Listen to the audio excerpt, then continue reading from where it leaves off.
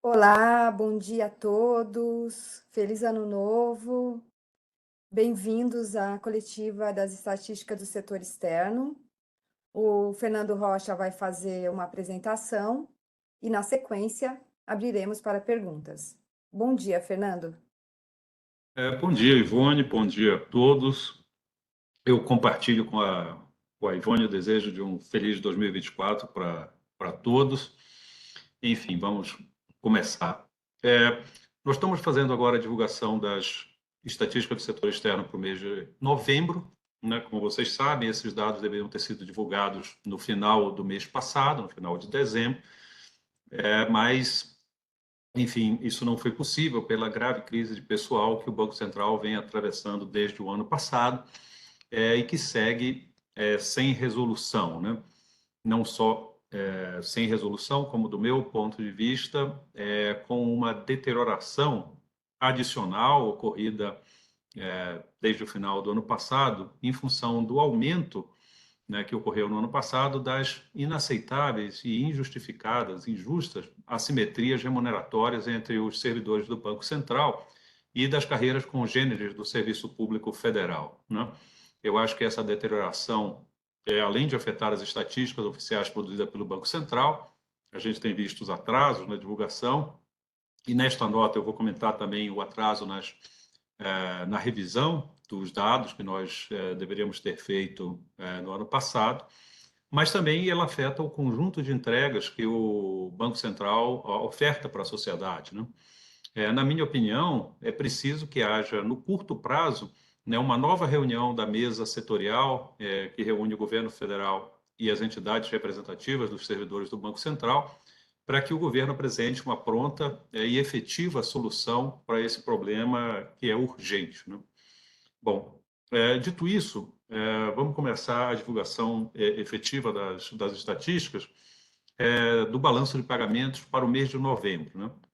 As transações correntes permaneceram estáveis no mês de novembro, na comparação com novembro do ano anterior, né? Houve, na verdade, uma ligeira redução do déficit. O déficit foi de 1,7 bilhão em novembro de 22 e agora, em novembro de 23, 1,6 bilhão, ou seja, permaneceu praticamente estável, né?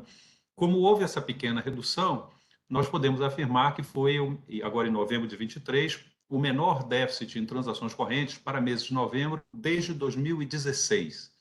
Em novembro de 2016, o déficit foi de 879 milhões de dólares, né?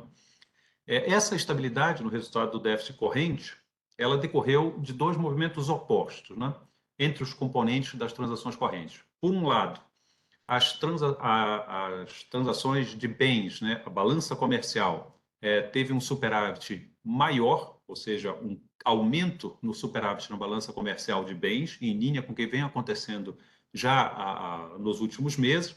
Este aumento, na comparação de novembro de 23 com novembro de 22, foi de 2 bilhões de dólares. Mas os outros componentes das transações correntes tiveram crescimento nos seus déficits, né? O déficit na conta de serviços aumentou 921 milhões de dólares, o déficit na conta de renda primária aumentou 640 milhões de dólares e mesmo o déficit na conta de renda secundária, que é uma conta que a gente sempre dá menor destaque, porque os fluxos são menores, aumentou 322 milhões de dólares, né? Então, dessa forma, nós tivemos um crescimento de 2 bilhões de dólares no superávit da balança comercial, mas também um crescimento nos déficits das demais contas, que mostraram essa praticamente estabilidade, né, do déficit corrente no mês, né? Olhando para o saldo comercial especificamente, o saldo comercial dentro das estatísticas do balanço de pagamentos, ele aumentou, como eu já falei, 2 bilhões de dólares, passou de 4,7 bilhões para 6,7 bilhões, né? Isso representa um aumento de mais de 40% entre novembro de 22 e novembro de 23, um aumento de 42,9%. E quando nós olhamos para este superávit comercial, quer a gente utilize o mês de novembro, ou se a gente considerar o acumulado dos 11 primeiros meses do ano, de janeiro a novembro, ou se a gente considerar os últimos 12 meses, aquela média móvel de 12 meses, esse resultado é o maior da série histórica do Banco Central. Então, em novembro, esses 6,7 bilhões de superávit comercial é o maior resultado para mês de novembro de toda a série histórica.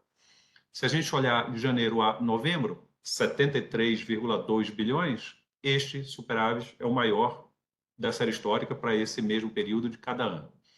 E se nós olharmos o superávit acumulado em 12 meses, de dezembro do ano passado, de dezembro de 2022 a novembro de 2023, esse resultado atingiu 76,2 bilhões de dólares e também é o maior da série histórica, né?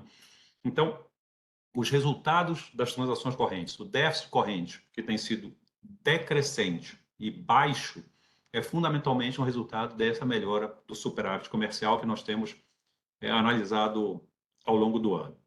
Se a gente olhar separadamente exportações e importações, as importações estão estáveis no ano, no conceito do balanço de pagamentos, né?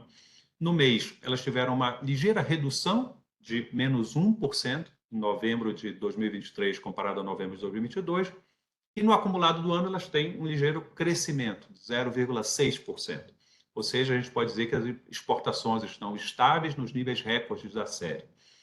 E as importações, por outro lado, têm decrescido, tanto em novembro, 9,6%, quanto nos últimos 11 meses, né? Dos últimos 12 meses, no acumulado do ano, janeiro a novembro de 23 contra janeiro a novembro de 22, que se reduziram 11%. Como eu disse, as exportações estão estáveis nos maiores níveis da série, e no acumulado do ano tiveram esse aumento de 0,6%, ou seja, isso é suficiente para que as exportações acumuladas de janeiro a novembro sejam as maiores da série histórica do Banco Central, atingindo 315,3 bilhões de dólares, né? Um último comentário sobre as transações correntes.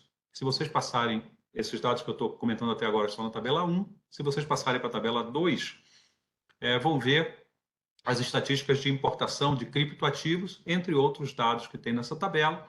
E essa série específica de importação de criptoativos atingiu um novo recorde mensal, né?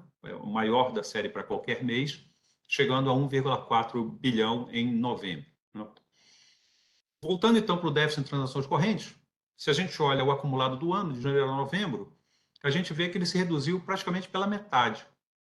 A redução foi de 47,3%, passando de 42,2 bilhões de dólares em 2022 para 22,2 bilhões neste ano até o mês de novembro, né? Nos últimos 12 meses, também tem essa mesma tendência de redução. O déficit em transações correntes era de 49,9 bilhões até novembro de 2022, isso dava 2,59% do PIB, e se reduziu para 33,7 bilhões, ou seja, de 49,9 para 33,7 bilhões, o que dá 1,56% do PIB, ou seja, de 2,59 para 1,56% do PIB. E essa redução, como eu já disse, tem sido causada fundamentalmente pelo crescimento, né, do superávit na balança comercial. Então, essa redução de 1/3 aproximadamente do déficit corrente nos últimos 12 meses resulta em que o nosso déficit acumulado em 12 meses com proporção do PIB é o menor desde fevereiro de 2018, 1,53%, né? Então, com isso, a gente tem um cenário nas transações correntes bastante robusto, né, com déficit decrescente e baixo. E quando a gente passa para as fontes de financiamento, né, no balanço de pagamentos, a principal fonte de financiamento é o investimento direto no país. Ele teve um resultado robusto nesse mês de novembro, 7,8 bilhões de dólares, que foi ligeiramente acima dos 7,6 bilhões que nós vimos em novembro de 2022. Acho que é importante ressaltar esse fato, porque ao longo do ano a gente tem visto uma redução do investimento direto no país em comparação ao ano anterior. Se a gente lembra a história inteira, né? A gente teve uma redução muito grande desses fluxos em 2020 por causa da pandemia, um adiamento de projetos de toda a natureza, uma recuperação em 2021 e principalmente em 2022. Então, quando a gente olha os dados de 2023 comparados com 2022, a gente está comparando com o auge recente, né, em função da recuperação da pandemia, e esses valores têm sido menores. Mas em novembro, né, pontualmente, a gente tem 7,8 bilhões em novembro de 2023 contra 7,6 em novembro de 2022, o que torna este resultado deste mês, né, o maior para meses de novembro desde 2019, ou seja, o maior do que os anos aí da pandemia para cá.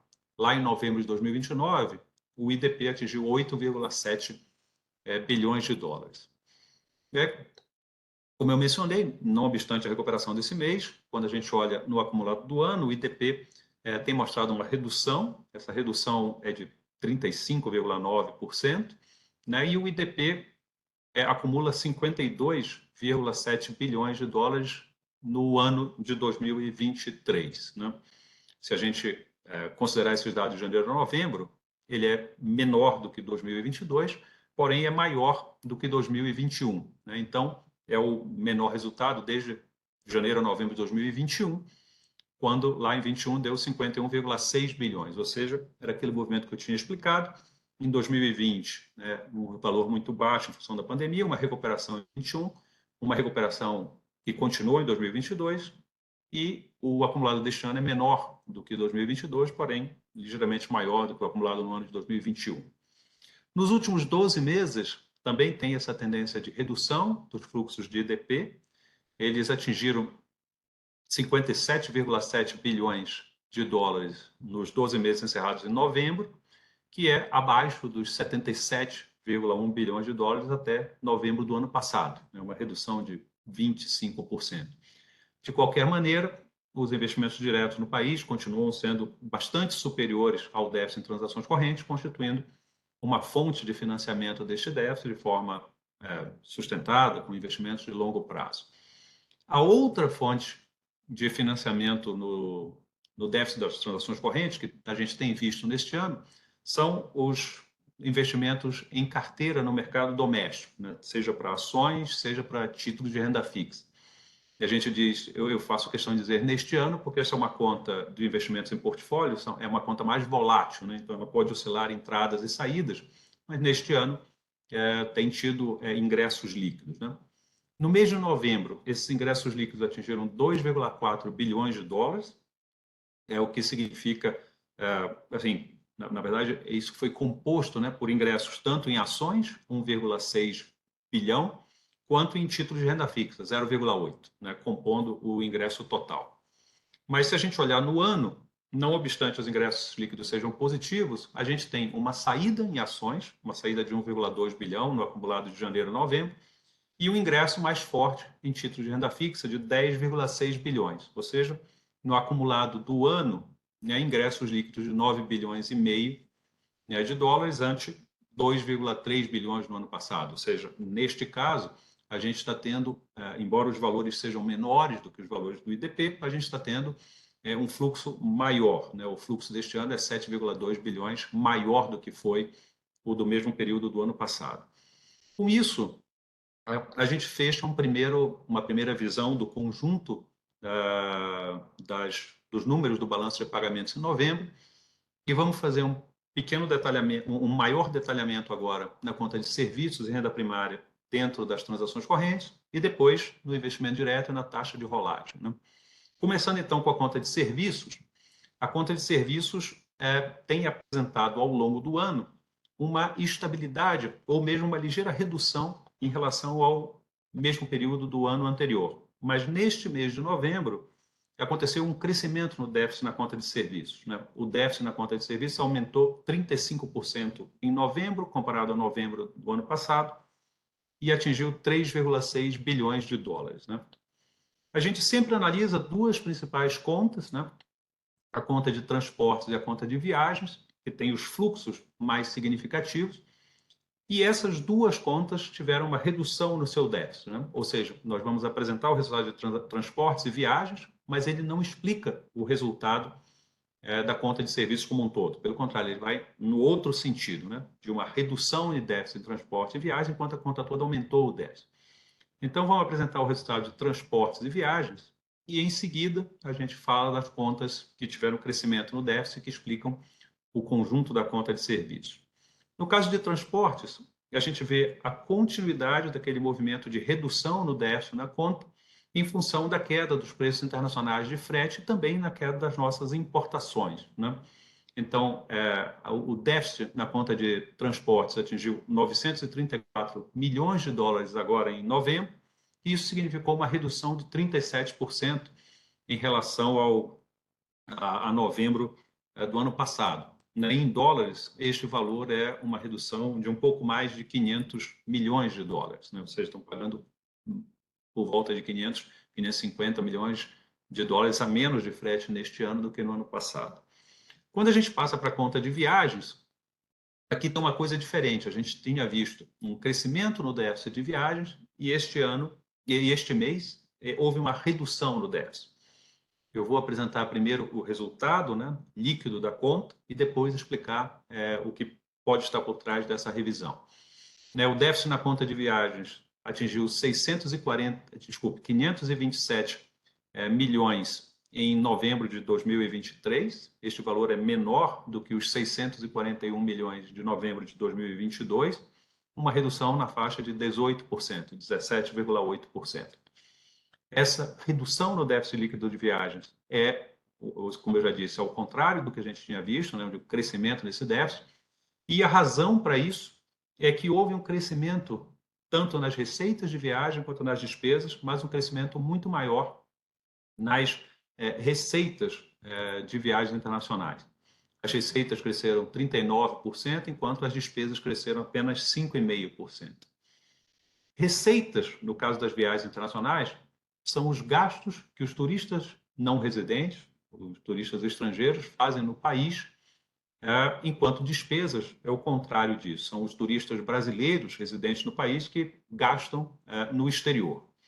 Quando a gente olha as receitas, a receita de viagem do mês de novembro atingiu 616 milhões de dólares.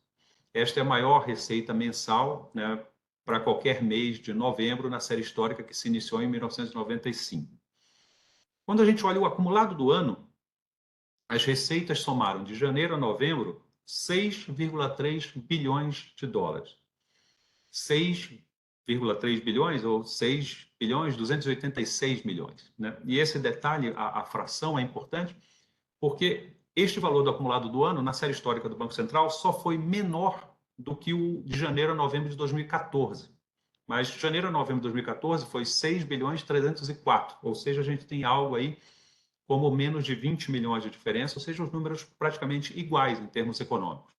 Só que em 2014 aconteceu a Copa do Mundo no Brasil, ou seja, a recuperação das receitas com viagens internacionais depois da pandemia já permitiu igualar no ano de 2023 o melhor resultado que a gente já teve na série histórica, que foi aquele ano de Copa do Mundo, né? Ou seja, então, as receitas vêm batendo recordes e quando a gente olha a conta como um todo, isso é uma das razões para que o déficit na conta de viagem permaneça contido. A gente tem tido um crescimento forte nas receitas.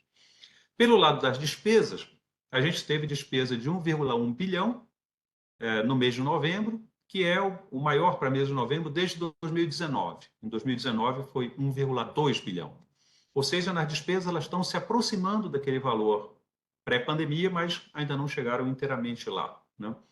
Com isso, o déficit acumulado do ano chega a 7,2 bilhões e também é o maior do período desde 2019, mas 2019 foi bastante superior, foi 10,6 bilhões de janeiro a novembro. Bom, então essas principais contas, podemos dizer assim, se reduziram, né? O crescimento do déficit de serviços, então, foi causado pela conta de telecomunicações, computação e informação, que teve um déficit mensal de 706 milhões, né? Muito acima do déficit de novembro de 2022, né? Um crescimento de 244%, em dólares, um crescimento de 500 milhões. Então, dá para ver que o crescimento nas despesas de computação e informações foi da mesma magnitude do que da redução no déficit em transporte, né? Ambos na faixa de $500 bilhão. Né? O que caracteriza essa conta são principalmente as despesas com computação e informação, especialmente as remunerações por direito de uso de software, né, de grandes plataformas. Né? Então, as subsidiárias ou as empresas que trabalham aqui no Brasil pagam esses serviços ou para suas matrizes ou para para empresas fornecedoras, e essa é a principal despesa desta conta, né? Outra conta que também teve um crescimento no ano foi o aluguel de equipamentos, com um déficit de 862 milhões de dólares em novembro, um crescimento de 41%. E nessa conta estão principalmente as despesas com aluguel de plataformas, outros instrumentos de exploração marítima, além de leasing de aeronaves, que em geral é uma conta bastante associada a crescimento de investimentos, né? E também, em menor magnitude, cresceram os déficits na conta de seguros, outros serviços de negócio e serviços culturais, pessoais e recreativos. Ou seja, a grande maioria das rubricas na conta de serviços teve um crescimento no mês e, enfim, transportes e viagens que foram digamos, na contramão. No caso da renda primária, passando para a tabela 4, né, também houve um crescimento no déficit. O déficit em renda primária atingiu 4,7 bilhões de dólares em novembro, né? Essa conta é composta principalmente por juros e lucros e dividendos. No caso de juros, o resumo é: as taxas de juros internacionais nos mercados financeiros internacionais estão maiores neste ano de 2023 em relação ao ano de 2022. Então, com isso, crescem as receitas de juros, que são principalmente as aplicações das reservas internacionais do país, e crescem também as despesas de juros, né, sobre a dívida externa do país. O crescimento das receitas e das despesas tem sido basicamente igual, né? Uma cresceu 19% no mês e outra 17% no mês. No ano, as duas crescem 36%. Como essa conta é deficitária, isso implica um aumento no déficit. Mas, na verdade, as taxas de juros internacionais têm feito crescer tanto as receitas quanto as despesas, né? No caso dos lucros e dividendos, as despesas líquidas somaram 3,7 bilhões agora em novembro, com um aumento de 17%. E esse aumento foi causado por receitas estáveis e aumento nas despesas, né? As receitas estão basicamente estáveis no mês, foram 1,9 bilhão em novembro do ano passado, 1,8 bilhão em novembro deste ano. Mas quando a gente olha ao longo do ano, tem tido uma redução, né, das receitas de lucro, né? Uma redução de 45% de janeiro a novembro deste ano contra o mesmo período do ano anterior.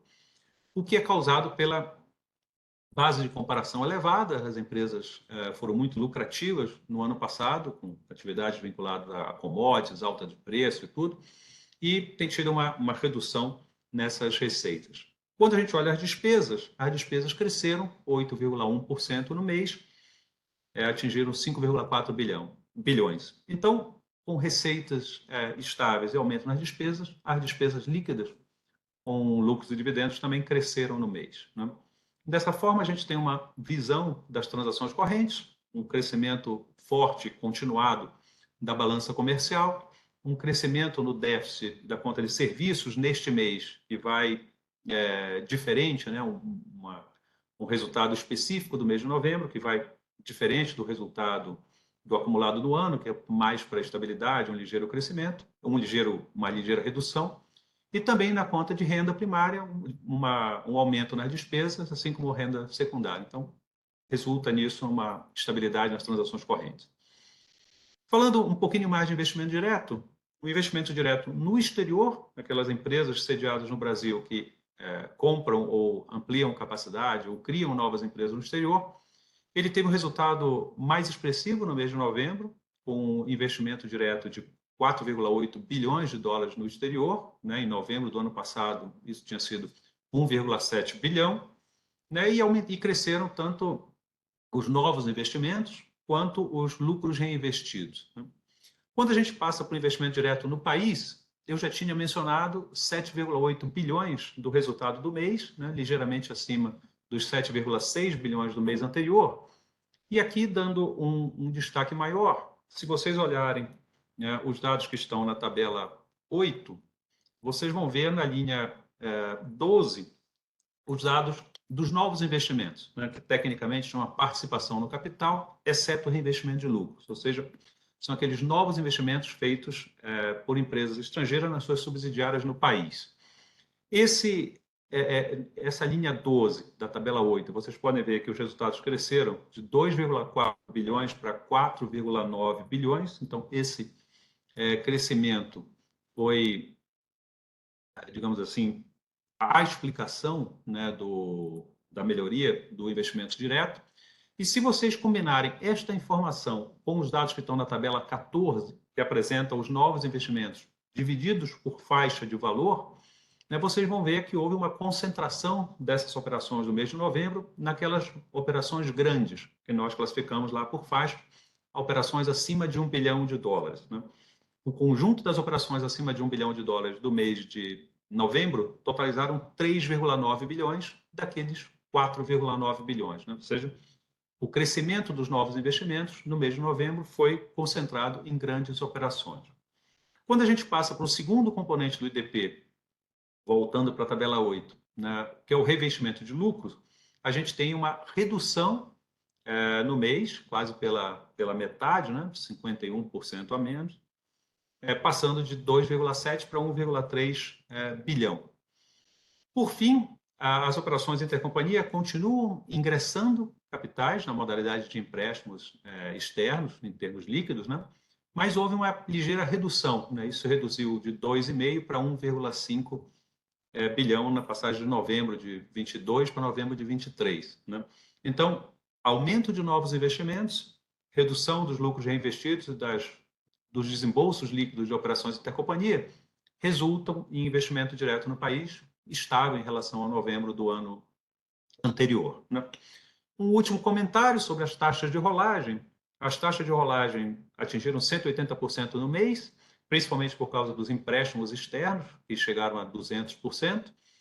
E eu acho que o importante no ano é que no ano de janeiro a novembro, as taxas de rolagem chegaram a 101%, ou seja, uma taxa de rolagem de 100% significa que o conjunto das empresas brasileiras conseguiu captar empréstimos ou emitir títulos no exterior exatamente no mesmo montante das amortizações de dívidas antigas que elas tiveram que fazer neste ano. Ou seja, elas conseguiram rolar integralmente o seu passivo externo no ano, mostrando que o mercado financeiro internacional continua aberto às empresas brasileiras, financiando as suas necessidades externas sem qualquer problema. Né?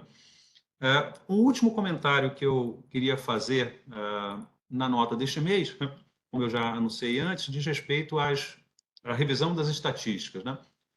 Se vocês forem no texto que acompanha a nota de imprensa, que está disponível no site do Banco Central, seja em HTML ou em PDF, vocês vão ver que a gente tinha uma revisão programada para novembro deste ano. Essa revisão é basicamente a incorporação dos resultados do Censo de Capitais Estrangeiros às estatísticas, né, para o ano de 2022, impactando as estimativas para 2023, e nós não conseguimos concluir esse trabalho de revisão a tempo de divulgar na nota para a imprensa desse mês, em função, está dito no texto, eu repito aqui, da operação padrão que os servidores do Banco Central têm feito ao longo deste ano sobre aquelas assimetrias remuneratórias que eu já mencionei. O que eu queria dizer é que a revisão a revisão que nós vamos fazer na próxima divulgação, ela tem tanto, digamos assim, aquela revisão habitual, né, que é pegar os resultados apurados do Censo de Capitais Estrangeiros e revisar com esses dados os números da posição de investimentos, da conta de lucros, né, do balanço de pagamentos, tornando esses números definitivos. Isso é a revisão habitual que você já conhece. Mas nós vamos fazer também uma revisão que nós chamamos de extraordinária, nos termos da política de revisão de estatísticas oficiais do Banco Central, que é fruto da incorporação de novas fontes de dados. E aqui eu vou me referir, tal como eu fiz na nota coletiva do mês anterior, ao papel da nova Lei de Câmbio e Capitais Internacionais, a Lei número 14286, de 2021, que possibilitou um aumento, uma melhoria, um aprimoramento, né, o desenvolvimento de novas fontes de dados para apuração estatística. Né? A Lei de Câmbio e Capitais Internacionais de 2021 substitui a Lei de Capitais Estrangeiros de 1962, atualiza seus conceitos, moderniza as suas concepções e permitiu, num ponto específico, que aquelas empresas brasileiras que captassem recursos no exterior e não ingressassem os recursos no país pudessem informá-los ao Banco Central para fins de apuração estatística. né? Antes essa possibilidade não existia, porque o conceito da lei de capitais estrangeiros, lá de 1962, era de capitais ingressados no país, né? Eu mencionei isso em relação a taxas de rolagem, no caso, no mês passado, e menciono agora em relação ao investimento direto no país, né, que vai ser fruto da revisão, né, no próximo mês, né?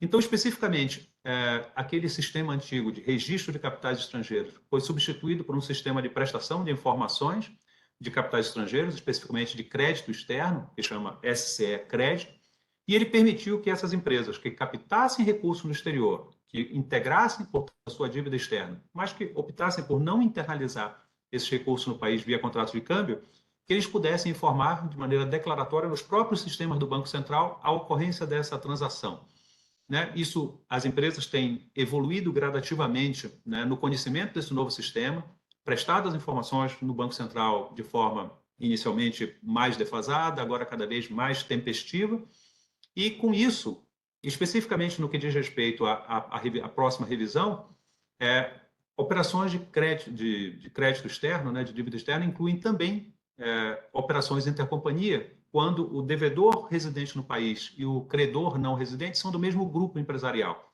e elas compõem um investimento direto. Então, na próxima nota para a imprensa, esta nova fonte de dados, possibilitada pela Lei 14.286 e pela regulamentação do Banco Central, ela vai, pela primeira vez, esses dados de desembolso no exterior declarados pelas empresas ao Banco Central, vai pela primeira vez ser incorporada às estatísticas de EDP. E essa incorporação vai atingir todo o ano de 2023, desde janeiro, que foi quando essa possibilidade se tornou possível, essa declaração. Então, como nós temos uma nova fonte de dados, e essa fonte de dados inclui os desembolsos, né, as captações desses recursos, né, a revisão vai necessariamente aumentar, né, os fluxos de EDP ao longo do ano de 2023, porque a gente vai incorporar informações que antes não existiam sobre desembolso, sobre novas captações que foram feitas exclusivamente no exterior. Bom, com isso, eu encerro aqui os pontos que eu tinha preparado para vocês, devolvo a palavra para a Ivone, para ela poder organizar aí as perguntas que vocês possam ter. Muito obrigado. Muito obrigada, Fernando. Aqui, quem tiver alguma pergunta, eu peço, por gentileza, que acione aqui, habilite a mãozinha aqui na plataforma. Eu vou abrir o microfone e vai aparecer um pop-up para você. Vocês precisam clicar nesse pop-up para começar a fazer a pergunta. Peço também, por gentileza, que vocês se apresentem e digam o veículo que representam. Eu já tenho aqui uma pergunta da Maria Heloísa. Maria Heloísa, bom dia.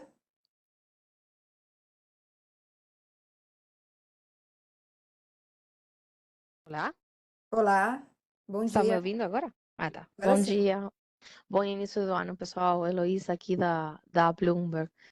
Fernando, algumas perguntas.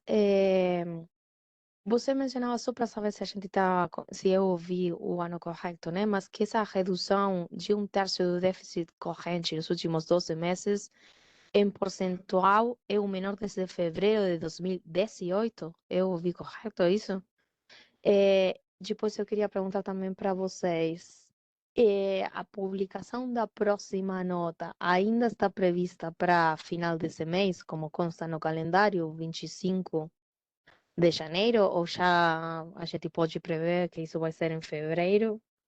E depois, sobre o investimento direto, pelo que você falava, Fernando, não tem muita mudança com respeito ao mês anterior, mas aí nas pesquisas que nós fazemos, né, foi um salto bem grande com que os analistas estavam esperando. Vocês não estão vendo alguma coisa, algum movimento específico aí no FDI? Obrigada.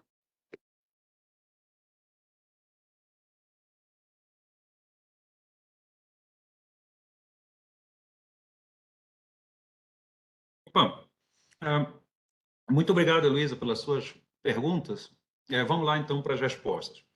A redução de 1/3 no déficit em transações correntes faz com que esse resultado seja o menor desde fevereiro de 2018? Sim. O déficit em transações correntes, acumulado nos últimos 12 meses, atingiu 33,7 bilhões, o que significa 1,56% do PIB. Né? Quando a gente pega esses 1,56% do PIB e joga na série histórica, esse é o menor déficit em 12 meses, né? Desde fevereiro de 2018. Em fevereiro ficou 1,53. Então, é 1,56 contra 1,53. Então, de fato, é o menor desde fevereiro de 2018, como você mencionou. Né? Segundo ponto é uma resposta difícil. A próxima nota ainda está prevista para o final deste mês, dia 25 de janeiro, para divulgar os resultados do mês fechado, do ano fechado, né? A resposta é sim, né? A previsão, o calendário de divulgação, o cronograma de divulgação está valendo, mas a resposta para a sua segunda pergunta também é sim, né? Ou seja, nós podemos prever que isso vai acontecer em fevereiro, sendo adiado como as notas têm sido nos últimos meses. É bastante provável que isso aconteça, mas a gente não tem condição de confirmar isso aí. Como resultado da operação padrão, os trabalhos estão sendo realizados com mais dificuldade internamente aqui no Banco Central, de forma mais lenta, e especialmente em relação às estatísticas, né? Eu creio que isso seja verdade para o trabalho de todos os meus colegas aqui, mas especialmente em relação às estatísticas, nós temos tido um cuidado redobrado e adicional, né, para, no meio dessa dificuldade, manter a qualidade das estatísticas, e isso é uma coisa que nos toma tempo, né? Então, por exemplo, a gente devia ter divulgado a estatística que eu estou divulgando hoje, no dia 22 de dezembro, a gente está fazendo essa divulgação no dia 3 de janeiro, e mesmo assim nós não conseguimos finalizar a revisão, né? Então, e a coisa vai meio que no efeito dominó, né? Como nós atrasamos a nota passada, enfim, acaba tendo menos tempo para fazer a nota do mês seguinte, né? E manter o calendário, então é possível que seja atrasada, mas a informação que nós temos hoje é de manter o cronograma, mas existe de fato a possibilidade de que ela seja adiada. Assim que a gente tiver uma confirmação, né, dos dados, o processo estatístico tiver finalizado, os dados estiverem concluídos, a gente informa sobre a manutenção ou o adiamento assim que possível. Em relação ao investimento direto no país, né, você mencionou a estabilidade do investimento direto em novembro de 23 com novembro de 22, né, ou seja, 7,8 bilhões agora, 7,6 bilhões um ano atrás.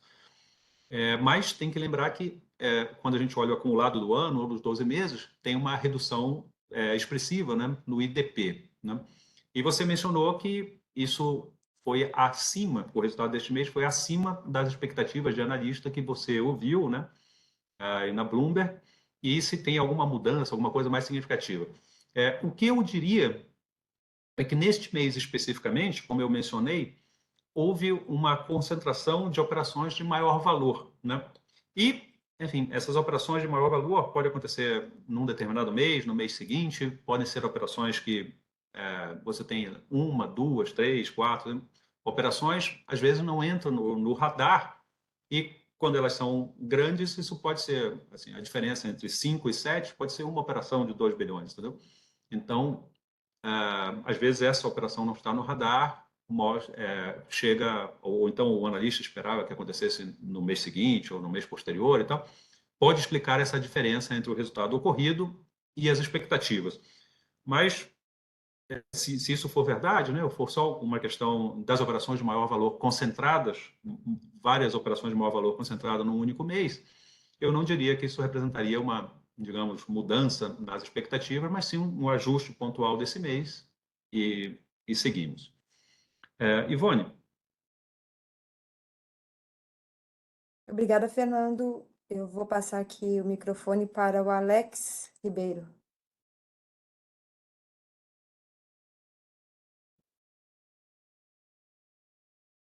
Bom dia, Alex. Nos ouve?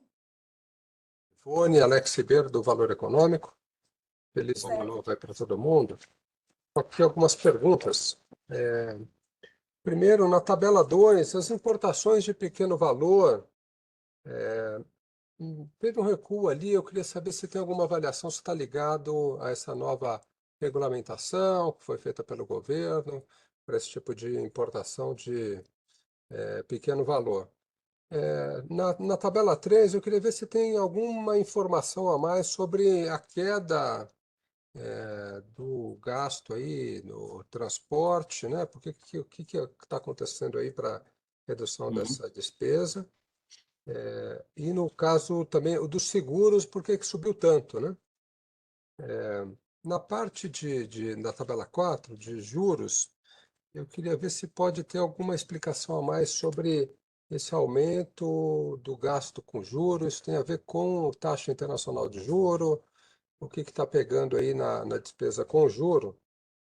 E aí eu queria ver se a gente pode ter uma explicação um pouquinho mais detalhada sobre a receita que o Brasil tem de remessas de lucros e dividendos, que nesse ano está menor. Você disse que tem a ver com empresas do setor de commodities que estão lá fora. É isso que eu queria entender, né? Empresa de commodities é Petrobras, Vale, estão aqui dentro do país. A gente sabe que eles trouxeram dinheiro de fora para pagar esse dividendo a partir do Brasil. Uma parte foi para o investidor estrangeiro.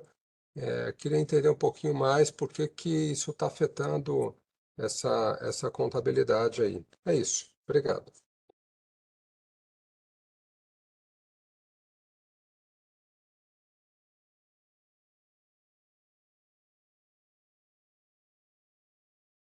Opa, acho que todo mundo começou o ano com todo o pique aí. Vamos lá.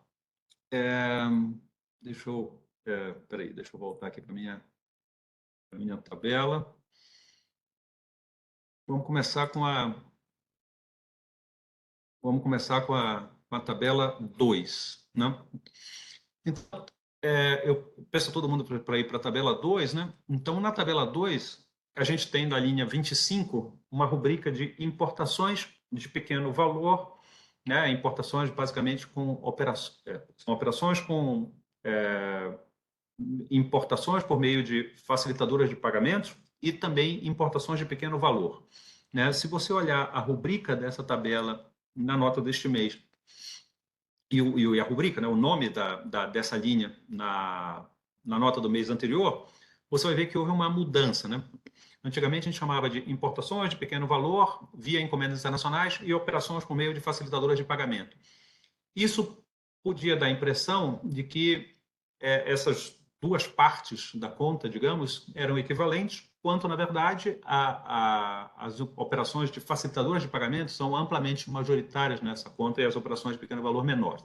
Então, a gente mudou o nome da linha, né, para facilitadora de pagamento e botou na nota de rodapé a informação de que também inclui encomendas internacionais. Então, esse é um primeiro ponto.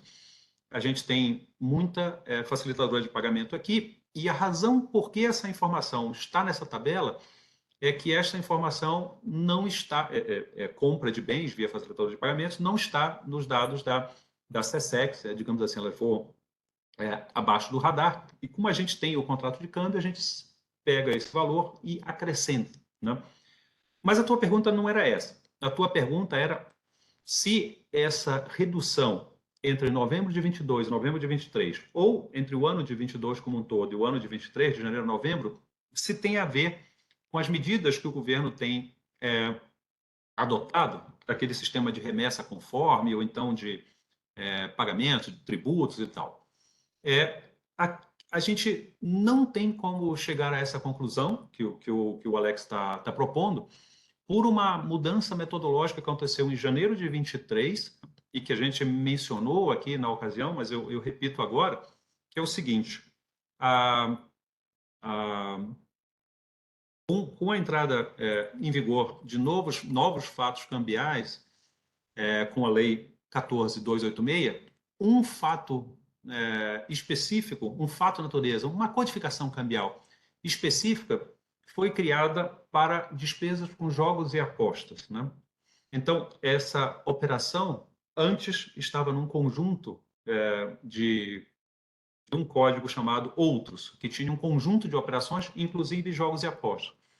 Exatamente porque a gente percebeu, durante o ano de 2021, 2022 e tal, que jogos e apostas estava crescendo bastante, Quando foi feita a regulamentação, com nossos colegas do Departamento de Regulamentação Prudencial e Cambial, propusemos a criação de um fato natureza específico para jogos e apostas, orientamos o mercado a registrar essas operações aí, e esse fato natureza entrou em vigor a partir de 1º de janeiro de 23.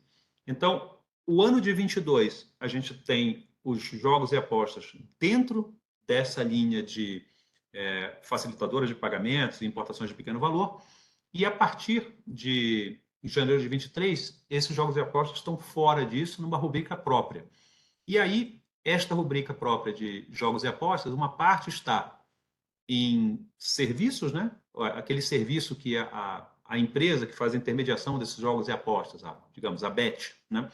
Ela cobra dos seus clientes, e a outra parte está na renda secundária, que são aquele negócio, o pagamento da aposta e digamos, o recebimento por quem ganhou a aposta, né? Então, não dá para chegar naquela conclusão que você está propondo, de que essa redução seria a partir da regulamentação do governo, porque a gente não está comparando duas coisas iguais, né?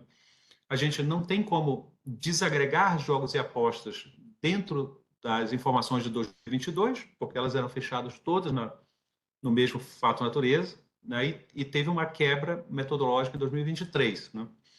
A partir de quando nós começarmos a divulgar os dados de 2024, né? De janeiro de 2024 em diante, aí nós vamos ter comparações de coisas iguais, tanto nesta linha de importações de pequeno valor e facilitadoras de pagamento, quanto na parte de jogos e apostas, né? nas outras rubricas, né? Então, a gente não tem como confirmar esse impacto que você mencionou, né? É possível que ele exista, né? Faz sentido você imaginar que ele existe, mas a gente não tem como confirmar esse impacto. Passando para a tabela 3, na conta de serviços, né? Você propõe, você pergunta maiores informações sobre a conta de transportes, né? Em algum mês, em algum dos últimos meses, né? Mês de 2023, final de 2022, né? A gente fez uma revisão, né, na conta de transportes a partir de uma nova base de dados que foi disponibilizada pela Secretaria de Comércio Exterior no Ministério do Desenvolvimento, né? Então, o que eles fizeram lá? O Ministério do Desenvolvimento tem as declarações de importação e declarações de exportação. Isso é um documento que as empresas usam, né, para fazer a sua exportação e importação, declarar seus valores, pagar tributos, uma série de coisas. E é um documento bastante extenso. Dentro deste documento tem informação de quanto é pago de fretes, né? Tem o valor da mercadoria exportada ou importada e tem o valor do frete. Metodologicamente, para as estatísticas, né, se o exportador ou o importador é de um país e a empresa que presta o serviço de frete é de outro país, isso é uma transação entre residentes e não residentes. Isso acontece principalmente na importação. Então, a partir dos dados, assim, antes a gente fazia estimativas, a partir dos dados apurados exatamente por essas declarações, a gente passou a ter isso como uma fonte de dados da estatística. E a estatística passou a ser muito mais sensível, então, ao efeito preço, né, desses transportes internacionais. A gente antes era mais capaz de captar a quantidade, né? A gente via a quantidade das nossas exportações e importações, né? Tinha um determinado percentual do que era feito com navios de bandeira estrangeira e bandeiras nacionais, e então a gente tinha muito impacto do efeito de quantidades, né? Agora, a gente tem, além desse efeito quantidades, o efeito preço, já que a gente tem o valor efetivo do frete nesse documento da SESEX, né? Então, o que acontece é que a gente tem tido, se você olhar os dados das importações, a gente tem que está na tabela 1, a gente tem uma redução de 11% no ano, e se você olhar os dados do frete na conta, na tabela 3, a redução nas despesas com fretes é de 26% no ano. A redução do líquido é 36%, que você mencionou. Mas nas despesas, especificamente, é uma redução de 26%. Então, a redução da quantidade importada contribui com a redução dos fretes e a redução dos custos, né, também é capturada por isso. Esses são os dois fatores que nós temos. Ainda na tabela 3, a sua terceira pergunta era sobre seguros, né?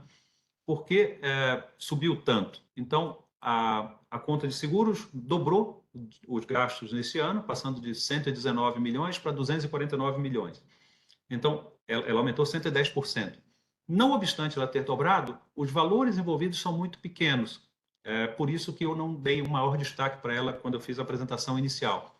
Então, nós tivemos um aspecto mais específico neste mês, né, que não dá exatamente para a gente ter uma maior avaliação, né, se teve um aumento de sinistralidade ou essa é uma nova tendência.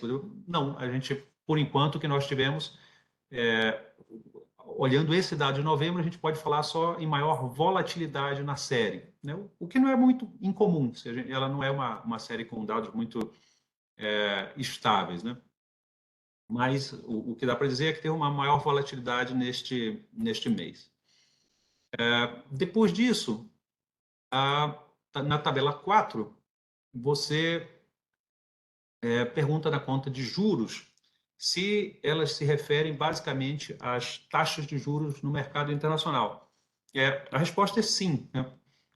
Se a gente olhar as informações da dívida externa, né, os juros, as despesas de juros são incidentes sobre a dívida externa, as receitas de juros sobre os ativos externos do país, né? Se a gente olhar a dívida externa na tabela 19, o que a gente tem na coluna 7, né, aquela dívida externa que fica no exterior, a dívida externa emitida no exterior, ela teve um aumento, né, digamos, neste ano em relação a dezembro do ano passado. Dezembro do ano passado fechou em 319 bilhões, neste ano até setembro era 330, até novembro 336.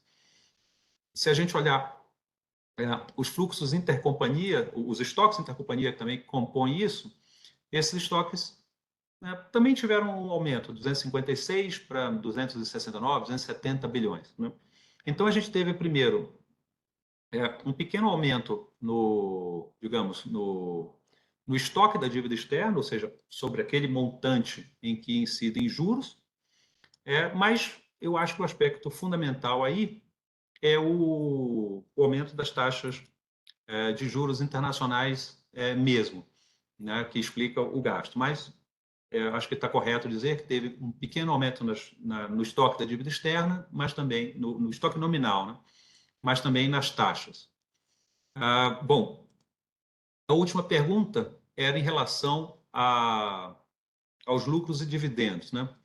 Então, vamos lá. A gente tem nos lucros e dividendos as receitas e as despesas, né? Da mesma forma como a gente falou com os juros.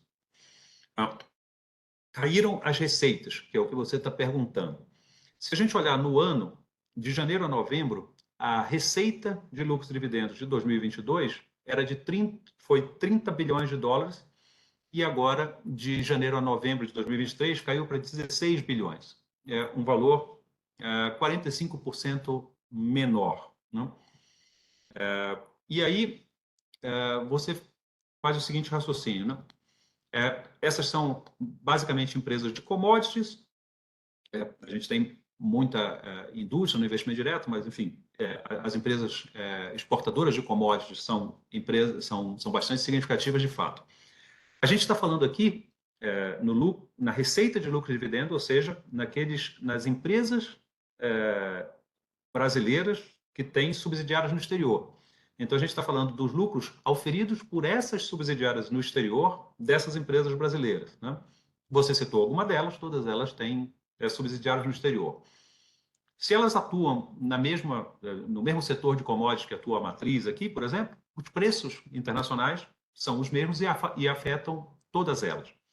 O primeiro detalhe é que é o seguinte: o que a gente apura aqui nas receitas é o total do lucro da empresa no exterior que pode ser atribuído à matriz. Né? Se a matriz controla 100% da empresa do exterior, todo o lucro no exterior pode ser atribuído à matriz. Se essa matriz tem 50% da empresa no exterior ou tem uma participação acima de 10%, isso é proporcional. Né? Mas o que é importante saber, o que a gente está apurando, é o lucro que foi oferido por essa empresa no exterior. Esse lucro pode ter diversas destinações. Uma, como você mencionou, trazer o dinheiro de fora para pagar os investidores aqui. Isto é uma parte. do lucro total. Mas mesmo a parte que ficou no exterior e foi revestida na empresa, também está incluído nesta receita. Só um comentário metodológico. Então, em seguida, você menciona que também a subsidiária no exterior tem o lucro, remete para a matriz, e também uma parte disso é remetido para o exterior para pagar estrangeiros, né? Só para a gente não confundir, esse movimento ocorre, é claro, só para a gente não confundir receitas e despesas. A primeira parte estaria na receita e a segunda estaria na despesa. E, já que você mencionou isso, na mesma tabela 4, você pode olhar para a linha 31, que é o seguinte: lucros e dividendos são oferidos tanto por empresas de investimento direto quanto por investimento em carteira, né? A gente tem o investidor, se ele tem acima de 10% da empresa, é um investimento direto, se ele tem abaixo disso, é um investimento em carteira, né? Então, se você olhar o quanto as empresas no Brasil pagaram para os seus investidores, seus acionistas, né, minoritários, abaixo de 10%, de despesa de lucro, ou seja, a parte do lucro que elas tiveram, que foram enviadas para esses investidores não residentes, abaixo de 10%, você vai ver uma redução significativa, né? Os lucros e dividendos de investimento em carteira, as despesas, que estão na linha 31, se reduziram de 11,3 bilhões de janeiro a novembro de 22 para 7,3 bilhões de janeiro a novembro de 23, né? Uma redução de 36%, uma redução de 4 bilhões de dólares, né? Então, isso é uma informação que pode dar apoio àquela tua hipótese, né? A gente tem as empresas, as subsidiárias no exterior lucraram menos, né? E, enfim, o lucro da matriz como um todo, né, que essa subsidiária compõe também, foi menor e pagaram uma parte menor aos seus investidores, né? É possível.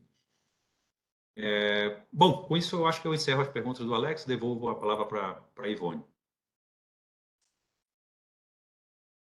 Obrigada, Fernando. Eu estava olhando aqui, não temos mais perguntas. Você teria mais algo a acrescentar antes de encerrarmos? Apareceu uma pergunta aqui da Natália. Pois não. Oi, Natália. Bom dia.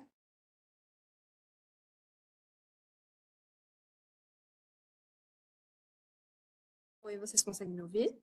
Agora sim. Oi, Fernanda, tudo bem? Obrigada. Eu queria pegar um gancho dessa questão do Alex. Na verdade, né, você comentou sobre a mudança metodológica em relação às bets ali, né? Da mudança de rubrica e tudo mais. O fato de justamente ter essa mudança de rubrica, essa diferença, não dá para a gente fazer uma suposição de que justamente os valores eles entram pela mudança metodológica? Não sei se deu para entender a pergunta, meio confuso, mas enfim, acho que sim. Não, perfeito. Acho que é possível olhar esses números, mas assim a gente não vai ter uma avaliação definitiva, né? Então vamos lá, duas partes. A primeira coisa, a pergunta do Alex. Nas importações de pequeno valor, na tabela 2, a gente teve uma redução nesse número de janeiro a novembro de 22 para janeiro a novembro de 23. Aí o que eu disse? Você não pode pegar esses números e dizer assim, olha, teve uma nova política e as importações diminuíram. Porque o número de 22 incluía, além dessas coisas, as bets. A gente fala bet aqui para simplificar, mas na verdade são jogos e apostas. As bets seriam a parte das apostas, né? Mas jogos aqui devem ser entendidos como jogos online, streaming de jogos, ou coisa que não são necessariamente jogo de jogar de aposta, jogo de azar, né? Mas então, em 2022, esse valor estava dentro. Em 2023 não está. Então, a gente não pode, a partir do número da tabela 2, pegar lá o que o Alex mencionou e dizer tem um impacto aqui. Esses números não permitem a gente falar isso porque eles têm a composição dele é diferente. Aí a Natália vai além e diz assim, mas se a gente pegar os números da tabela 5, que estão a renda secundária, nas outras transferências, receitas e despesas, a gente consegue fazer a conta? Aí eu acho que a coisa melhora de fato, você tem mais informação para fazer essa conta. Mas você tem que considerar a mesma restrição, só que com um sentido contrário, né? Se você olha os dados da renda secundária nas outras transferências, em 2022 você não tinha jogos e apostas. Em 2023 você tem. Então, a mesma quebra metodológica que aconteceu lá nas importações de pequeno valor, acontece aqui também. Quais são os números? Se você quiser comparar com importação, você tem que olhar as despesas daqui, que é a última linha, a linha 18 da tabela 5. Elas passam de janeiro a novembro de 22, de 700 milhões de dólares, para de janeiro a novembro de 23, 9,6 bilhões. Ou seja, tem, grosso modo, 9 bilhões a mais aqui, né? Isso, se você olhar as magnitudes, você pode dizer, ó, isso não é inteiramente, não dá para dizer que isso é inteiramente jogos e apostas novos, porque as despesas de renda secundária podem ter crescido de um mês para outro, mas quando você olha as magnitudes, ela passa de 700 para 9 bilhões. Então, quer dizer, a maioria desta conta é devido a jogos e apostas, né? Então, se você somar, se você considerar o que diminuiu lá, antes tinha jogos e apostas, agora não tem, e o que aumentou aqui, antes não tinha jogos e apostas e agora tem, você pode fazer uma estimativa grosseira, talvez, com esses números. Mas antes, só para explicar o que tem aqui. Quando a gente pega um jogo ou uma aposta, pegar aposta especificamente, né? Você tem duas partes. A pessoa aposta, ou seja, eu entrego meu dinheiro para a empresa que coordena essas apostas, né? Então, isso, digamos assim, é uma despesa. Eu estou mandando esse dinheiro para fora, né? A receita é uma parte, especificamente nas apostas, é a parte que 10 caras apostaram aqui, mas um ganhou, né? Esses 10 caras mandaram o dinheiro para fora e esse que ganhou recebeu esses recursos, né? Então, no caso da aposta, a receita é o pagamento do prêmio para aquele que ganhou a aposta. A despesa é o valor bruto das apostas. Só que aí tem uma nuance que uma parte do valor do bruto das apostas não vai fazer esse fundo, né, que vai pagar o vencedor, mas ele vai pagar os serviços da empresa, da Bet lá que fez a aposta. Então, entendendo isso, entendendo esses valores, acho que você pode tentar fazer algumas estimativas de fato. Mas, de novo, quando a gente tiver os dados de janeiro de 2024, a gente vai ter dados comparáveis nos dois lados. Ou não, Ivone? Obrigada, Fernanda. Eu vou abrir o microfone aqui novamente para o Alex Ribeiro.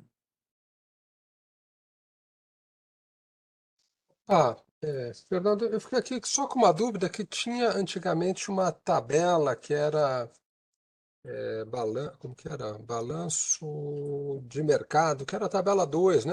Ela não está mais sendo publicada em algum lugar aqui ou ela foi descontinuada? Sim, ela foi descontinuada, Alex. O BP Mercado, como o Alex mencionou, era um balanço de pagamentos de mercado. O nome não era muito bom, né? Mas era o seguinte, a gente tinha no balanço de pagamentos algumas transações que eram realizadas por meio de contratos de câmbio e outras que não eram realizadas por meio de contratos de câmbio, né? Metodologicamente, o balanço de pagamentos tem que captar todas as transações entre residentes e não residentes do país, não importa a forma como essas transações sejam liquidadas, né? O contrato de câmbio era e continua a ser a principal fonte de informações, mas as transações entre residentes e não residentes não se reduzem àquelas que têm contrato de câmbio.